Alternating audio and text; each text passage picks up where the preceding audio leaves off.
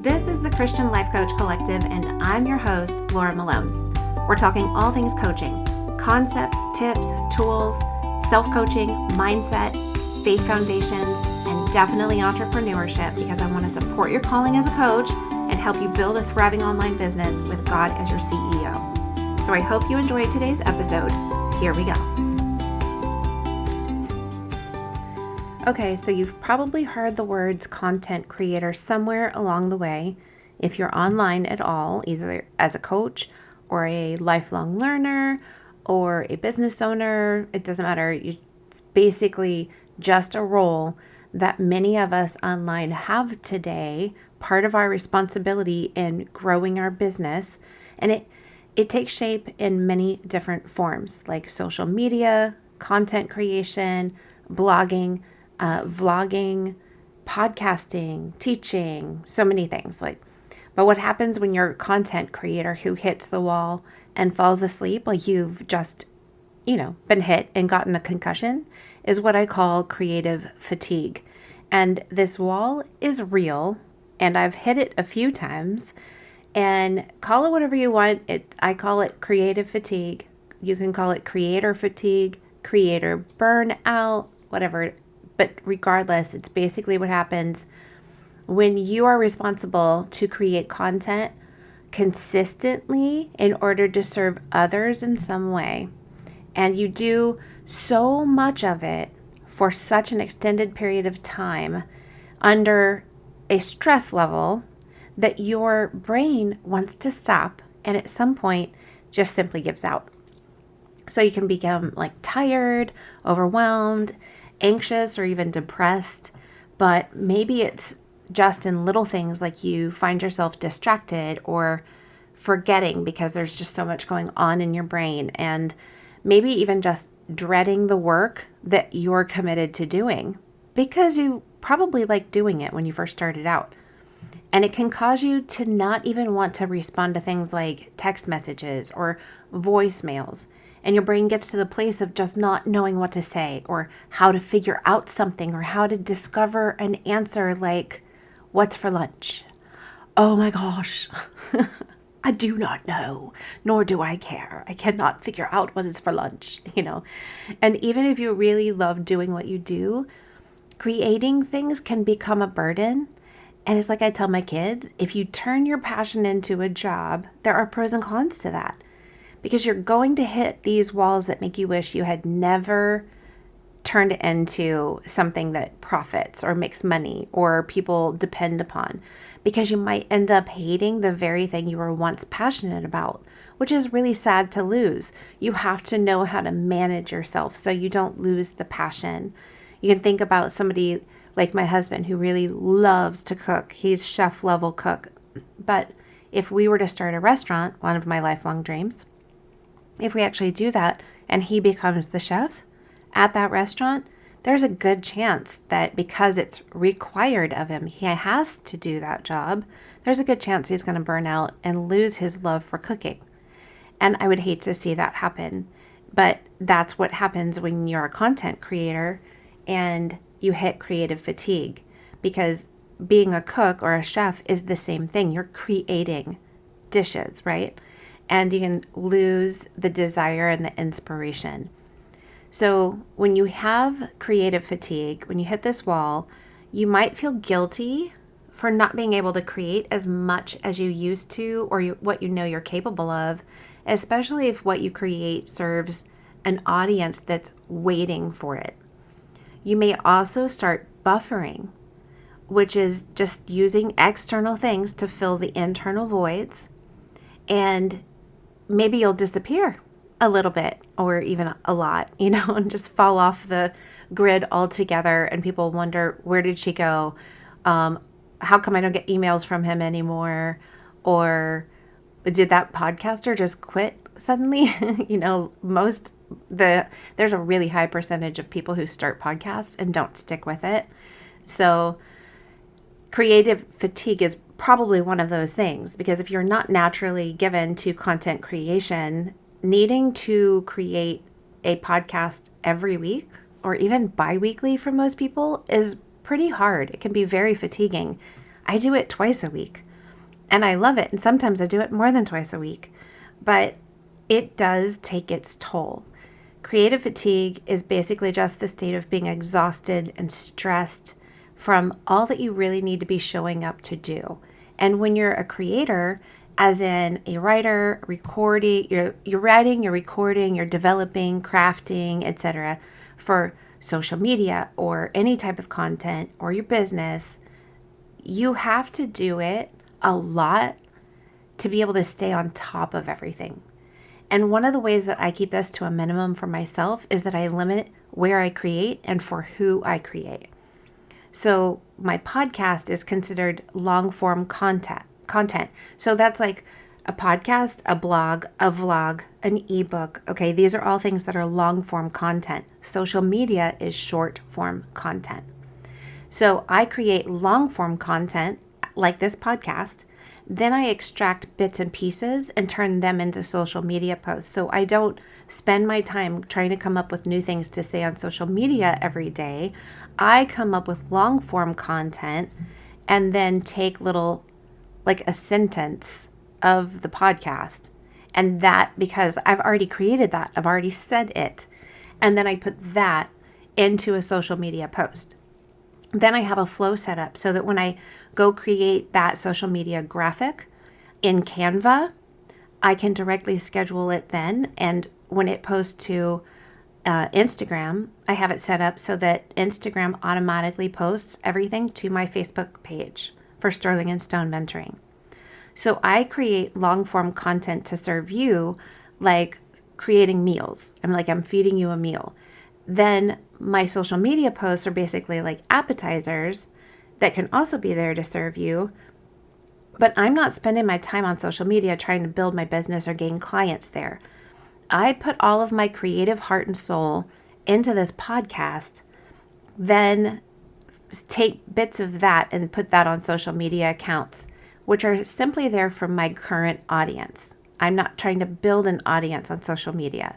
It's just something that if my current audience wants to go see what's happening on social media, then they can go there and find that there's something there. I am posting there, but I'm not spending my time scrolling and creating every day to be on social media, to be seen, and spending all my energy there. I want to give my audience all of what I can, and then I want to save my energy for serving great content to people who are already with me. I feel like creating new things all the time for strangers who are going to scroll right past me, it doesn't serve me well. So I want to invest in people who already choose me and what I can offer them, and I refuse to beg the scrollers to pay attention. So I don't want to pour myself into the algorithms and pour my money into ads. I don't want to give in to the fear that I'm going to miss out on something if I'm not posting every day. I personally can't live there. And then I have like the creative side of the content that I share inside my greenhouse course, where I train people to become coaches, as well as the mastermind we just started last week, where I teach how to create a business and the content that attracts clients. Then I have the course that I'm in the middle of creating, teaching you how to start your online coaching business at your own pace. So you can keep an ear open for that. But I'm not just creating podcast content and short form content. I'm also creating course content and client content and working with my clients and creating and developing new tools. And I'm just constantly creating. If I were to spend my time and energy doing these things, plus being on social media to hustle it all up, I'd really be in for a challenge, because I've created a flow that works for me. And even if I hit creative fatigue now and then, it doesn't really rule my life for too long, because I know how to spot it. And I know how to kind of bring myself back around full circle, take some breaks, yes, but reevaluate my habits and refine what I'm doing, which I just recently had to do. Add to this that if you are an entrepreneur, you're also trying to figure out how to create valuable, consumable content in addition to trying to figure out how to set up and run your online business, do all of the things. And if you're new to online business, then you have no idea what a zap is, or a workflow is, or a segment is. Like, you don't even know what these things are. And so you're spending a lot of time going and trying to figure things out. And that takes creativity too. It's really just so much. Add into that, the kids need to help figure things out, and you're supposed to probably come up with dinners and meal plans and help your friends or family pack up and move, or just help your friend get through the weekend with their in-laws, plus do the spring cleaning, and also communicate lovingly at all times and live from full-on patience like you're Jesus. Be trying to be like Jesus, right? Like, seriously, there's just so much headache in all of the things that you're required in life. And I just remind you, take a breath. Like, I'll just even saying all of that, I just need to take a breath. Don't you? So creative fatigue also comes with the fear of what you're going to lose if you stop creating or you don't create more. You're going to lose customers or followers or subscribers or students, like whatever it is, readers. When you get into a content void, you lack what you need when others want it. This is one reason I suggest batching your creative work. So when you feel inspired to write one article, go ahead and write 2 or 3 because you feel inspired. Stick with it.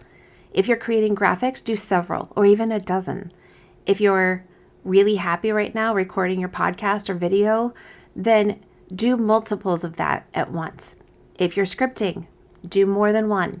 If you're recording, do more than one because you're already in the flow of doing the actual work. So just stay with it and move into the next topic or the next graphic, whatever it needs to be. If you're creating for a coaching package or a course, maybe just pick 2 days of the week and give that your complete focus. And don't work on the same thing every day of the week. That is definitely going to add to your fatigue. And if you're creating content for like an organic marketing platform, like a podcast, go ahead and choose specific days for that as well.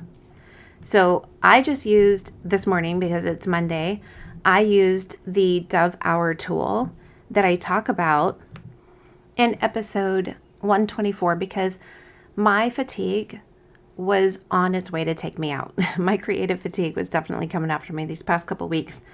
And I needed to use the Dove Hour specifically this week to get all the stuff out of my head and do what I call my mind castle clean out, right? It's like a brain dump.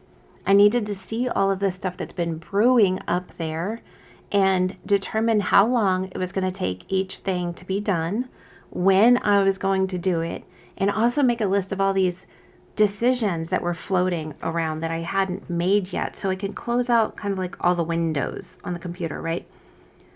Another aspect to creative fatigue is that you, as a creator, you probably do, some people don't, but you should want to put your best foot forward. But you also just need to get it done.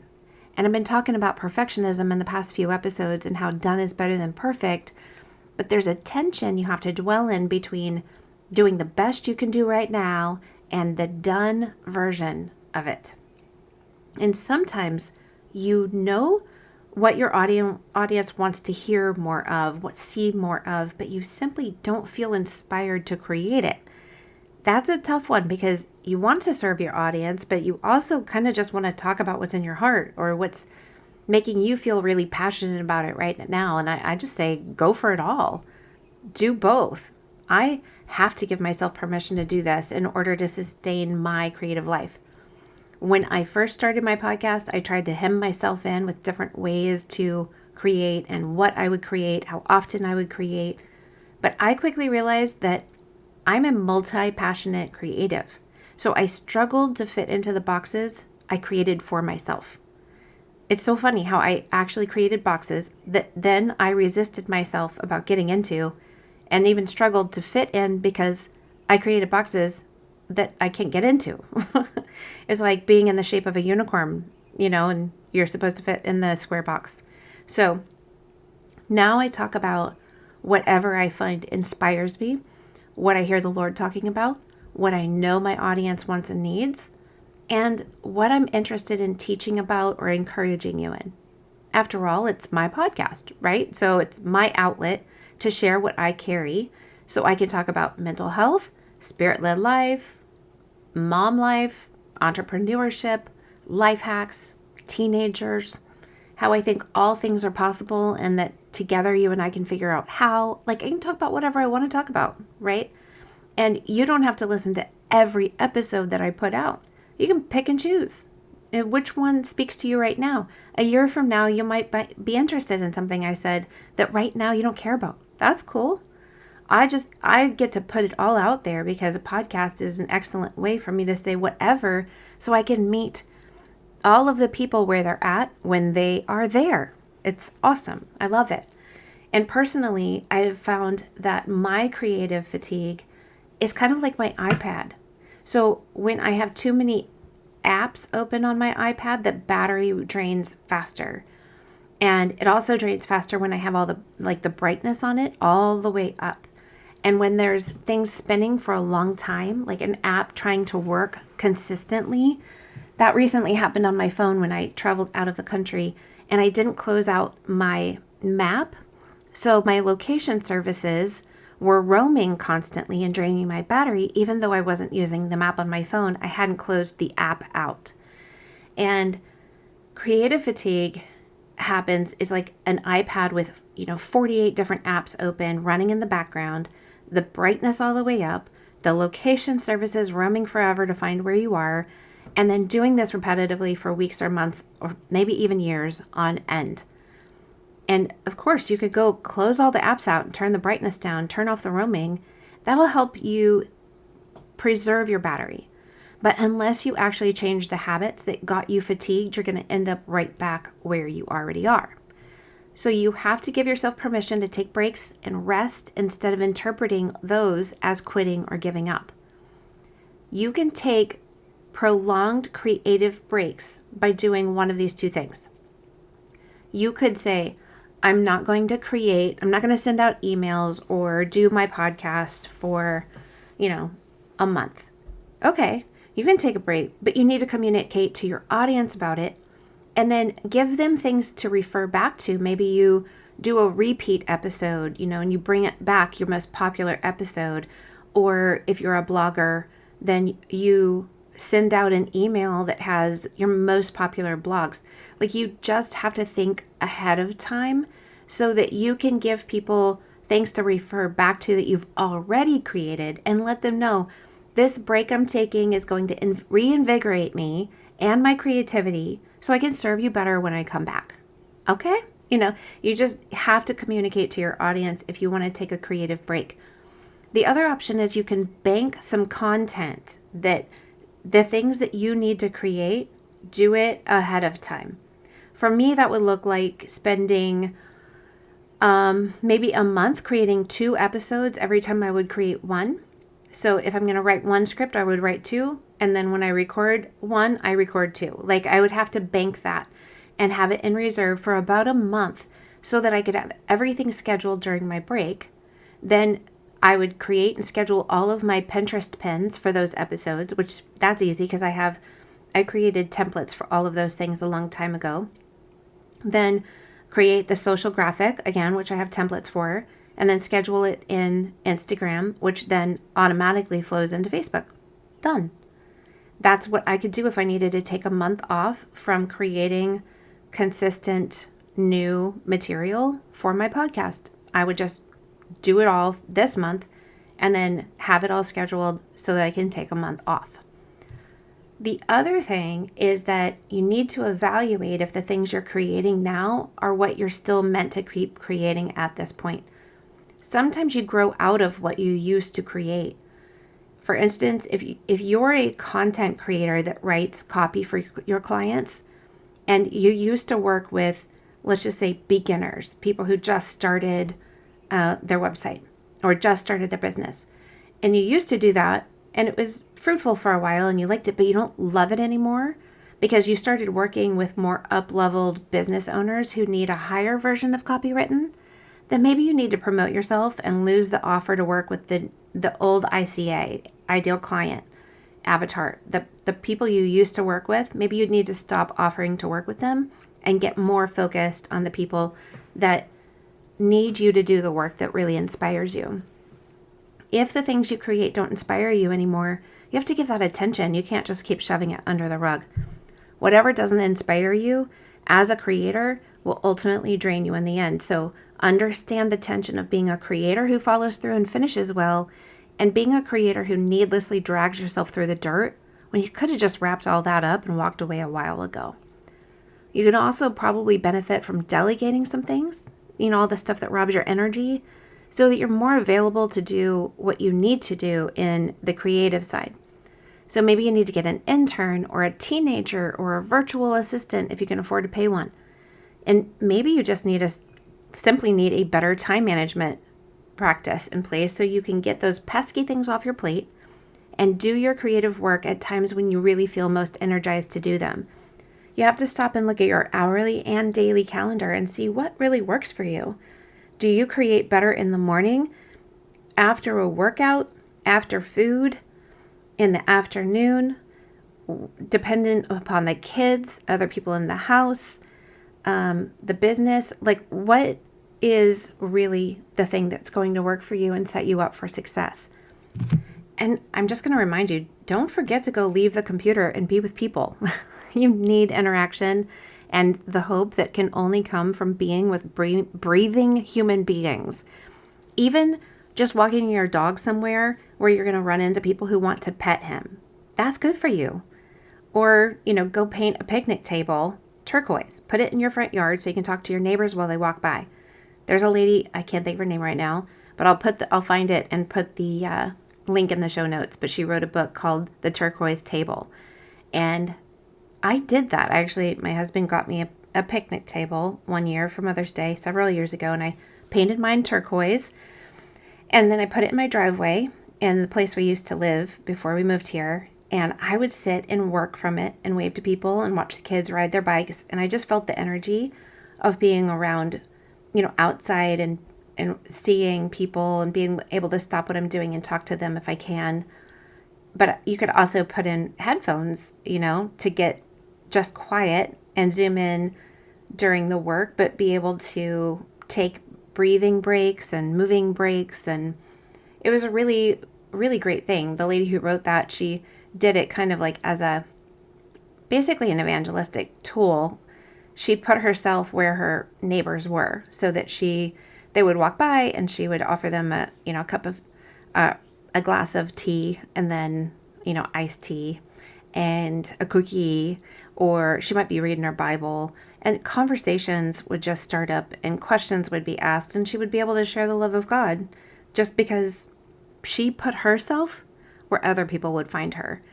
And I think that's a really great way to share who you are and what you do, because if people walk by and see that you're working, it's like an invitation to have a conversation. So if you're that kind of person, that might work really, really well for you.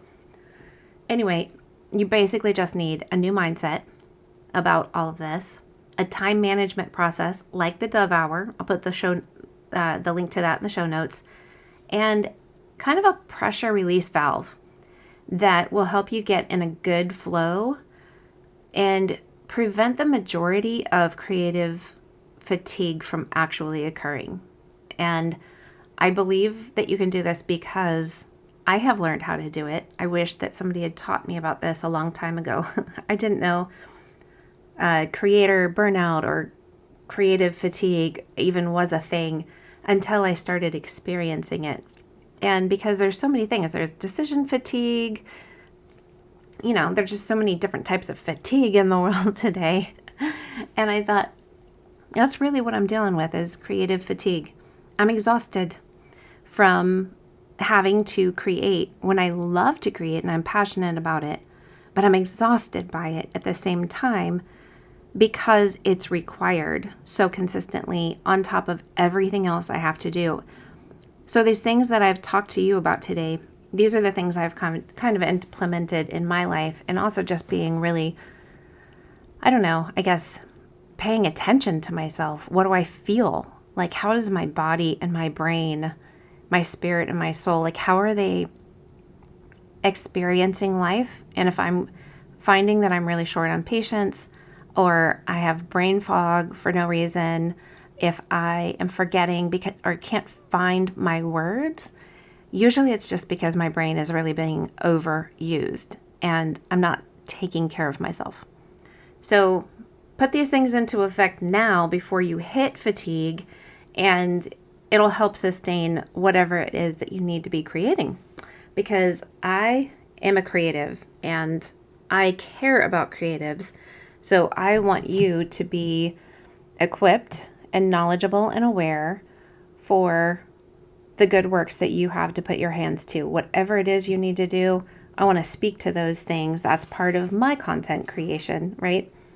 So bless you. I hope this is encouraging to you and that you don't feel so alone if this is something, like, a wall that you've found yourself throwing your head up against. I'm with you in it. And also just remember, you can always go to sterlingandstonementoring.com/ask to ask a question that I can answer here on the podcast. All right. Bless you guys, and we'll talk to you next time. Thanks for listening, and I want to remind you to go jump into the Christian Life Coach Collective Facebook group. That way you can grab all the free tools that are there and enjoy a great community of coaches. And if you found this free content on the podcast helpful in any way, please take 60 seconds to go to the Apple Podcast app on any iPhone and scroll down to give a 5-star rating and write me a review, because it's the best way to say thanks and let me know you're loving the show. Have a great one.